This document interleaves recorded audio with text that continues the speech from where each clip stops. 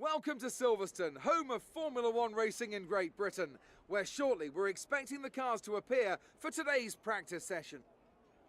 Anthony Davidson, you've driven this circuit more than a few times in your career, and you've been around long enough to remember the pre-wing layout as well. But how do you like Silverstone in its current guise? Well, the old circuit was a lot of fun, of course, but I do like the current layout. The reprofiled Abbey is faster than it used to be, and I always felt it was missing a sort of slow technical section. And now the corners up at Village and the Loop gives us that. So yeah, I'm a fan, and on top of that, I think it's created some more overtaking opportunities. When there's nowhere left to run.